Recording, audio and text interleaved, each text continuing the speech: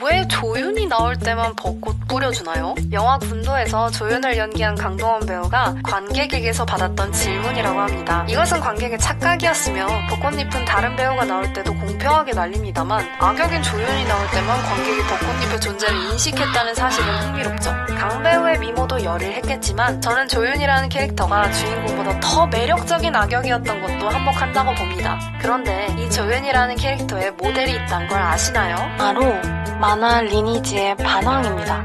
안 그래도 저는 군도를 보고 나서 창작자가 악역을 너무 사랑하는 점이 만화 리니지랑 비슷하다고 생각했는데 윤정빈 감독의 인터뷰를 보고 이 사람은 정말 반항 캐릭터의 진심이었구나 라고 생각했어요. 윤 감독이 반항을 언급한 인터뷰만 3개나 되더라고요. 그렇다면 반항은 대체 누구이고 군도의 조윤과는 어떤 공통점이 있는 걸까요? 4가지를 중심적으로 분석해보겠습니다.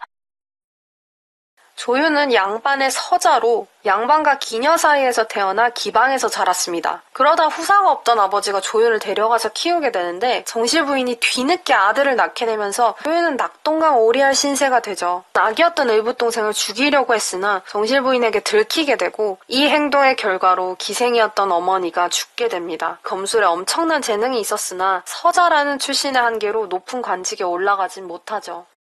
조윤은 정통성을 지닌 후계자를 끊임없이 죽이려고 합니다. 조윤의 의붓동생이자 조가의 적자인 조서인이 밀란에 휘말려 죽자 조윤은 조서인의 아이를 죽여서 집안을 완전히 장악할 계획을 세웁니다. 이때 아이를 임신한 상태였던 조서인의 아내를 죽이라고 고용한 게 하정우가 연기한 돌무치입니다. 돌무치는 임산부를 차마 죽이지 못하고 입마감을 위해 조윤은 돌무치를 죽여버리라고 명합니다. 이 과정에서 돌무치의 어머니와 여동생이 사망하게 되고 돌무치는 조윤에게 깊은 원한을 품게 되죠. 조윤은 높은 관직에 오르지 못한 한을 풀기 위해서 인지 재산을 불리는 데 주력했습니다. 그를 모르는 농민들에게 쌀을 빌려주고 사용증을 쓴 뒤 그걸 근거로 땅을 빼앗는 방법으로요.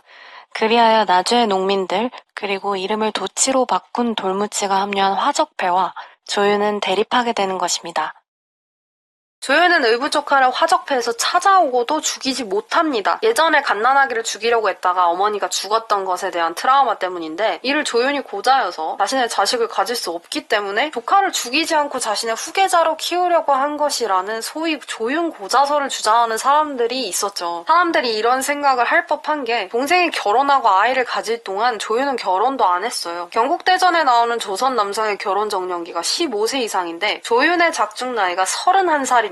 그래서 중간에 결혼도 안 한 놈이 상투는 왜 틀었냐고 배우가 꼽을 주는 장면이 있어요. 주인공이 최후의 전투까지도 악역을 능가하는 전투 실력을 갖추지 못하는데도 주인공에게 패배한다는 점도 공통점이네요. 조윤은 전투 초반부터 핸디캡을 안고 있는데 바로 의붓조카를 한 손에 안고 싸워야 한다는 점이었죠. 자유롭게 두 팔을 쓸 수 없을 뿐만 아니라 조카를 보호하면서 싸워야 되는데도 조윤은 전투 내내 도치를 압도합니다. 조윤을 죽인 것은 전투 도중에 끼어든 한 농민의 죽창이었어요. 그렇다면 조윤의 모델인 반항은 어떨까요? 반항의 본명은 아스테어로 농노의 아들로 태어납니다.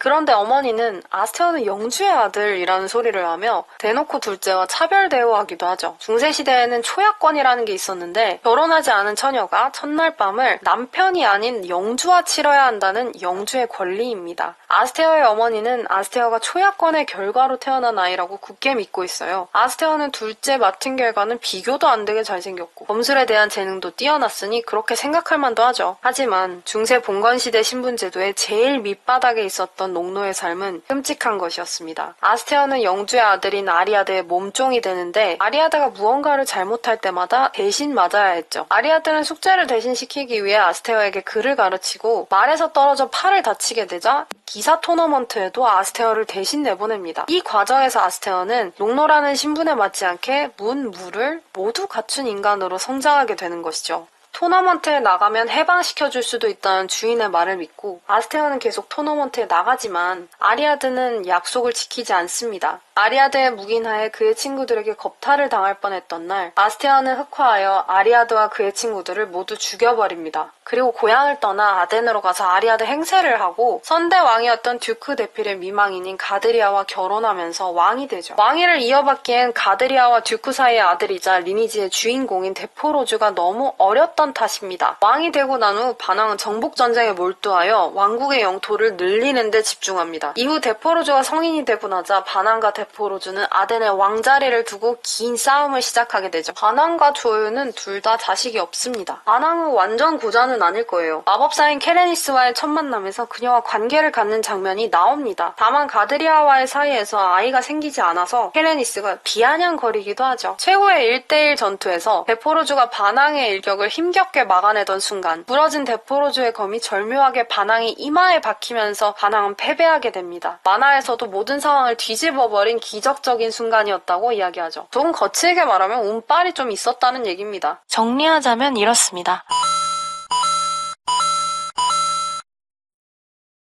매력적인 악역이 나오는 작품들을 대보라고 하면 저는 항상 군도와 리니지를 제일 먼저 떠올립니다. 악역이 너무 매력적으로 나오다 보니 악역이 쓰러지는 순간에도 엄청나게 통쾌하지는 않죠. 반항과 조연이 뼛속까지 나쁜 놈들이었다면 사람들이 감정이입할 여지는 많지 않을 텐데 이 두 캐릭터는 오랫동안 사람들에게 사랑받고 있습니다. 세상은 흑과 백으로 딱 나눠진다기보다 흑과 백 사이의 스펙트럼이라고 보는 게 맞을 겁니다. 진짜 나쁘고 갱생이 불가능한 놈도 있고 진짜 나쁘지만 갱생이 가능한 놈도 있고 가끔만 나쁜 놈도 있겠죠. 리니지와 군도를 보면서 우리는 반항과 조연이 진짜 악인인가에 대한 질문을 던질 수 있으며 아마 이 점이 그 두 작품을 다른 영웅담과 차별화시키는 요소일 것입니다. 다만 창작자가 악역을 너무 사랑한 나머지 살짝 형평성을 잃은 것 같이 느껴지기도 하죠. 지금까지 세상 매력적인 악역 리니지의 반항과 군도의 조연에 대한 이야기였습니다. 만물상점은 다음에 더 좋은 이야기를 들고 오겠습니다.